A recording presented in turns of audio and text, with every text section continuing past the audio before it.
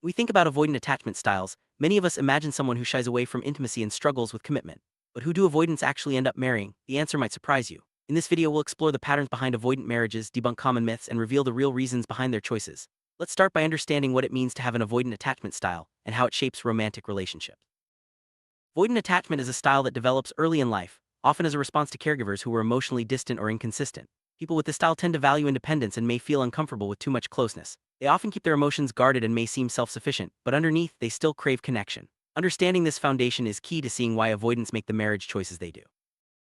There's a widespread belief that avoidants never marry or that they only choose partners who are equally distant. In reality, avoidants do get married, and their partner choices are more varied than you might expect. Many people assume avoidants are destined for lonely lives, but the truth is far more nuanced. Let's look at who avoidants actually gravitate toward when it comes to lifelong commitment. One of the most common pairings for avoidance is actually with people who have an anxious attachment style. Anxious partners crave closeness and reassurance, which can initially attract avoidants who are drawn to their warmth and emotional expressiveness. This dynamic creates a push-pull relationship, where the anxious partner seeks connection and the avoidant partner pulls away, yet both remain deeply invested in the relationship.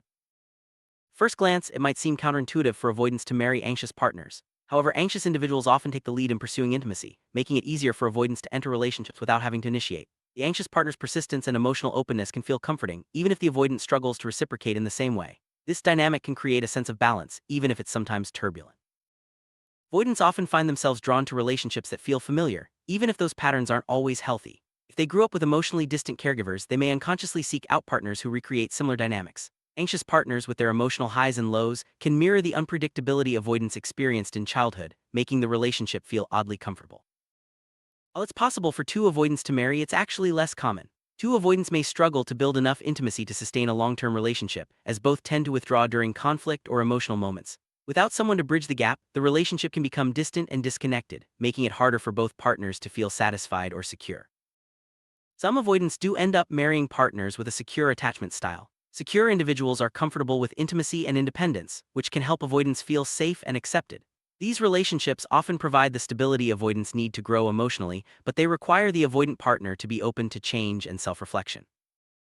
Marriages involving avoidant partners can face unique challenges. Communication breakdowns, misunderstandings, and emotional distance are common hurdles. The avoidant's need for space can clash with their partner's desire for closeness, leading to cycles of conflict and withdrawal. Recognizing these patterns is the first step toward building a healthier relationship. Good news is that avoidant attachment isn't set in stone. With self-awareness and effort, avoidants can learn to communicate more openly and build deeper connections. Many avoidants who marry anxious or secure partners find that, over time, they become more comfortable with intimacy and vulnerability. Growth is possible for both partners when they work together.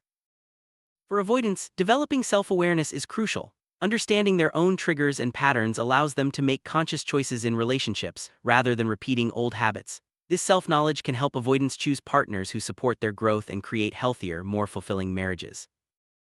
Many avoidants benefit from therapy or counseling, especially when navigating marriage. Professional support can help them unpack childhood experiences, improve communication skills, and develop healthier ways to connect with their partners.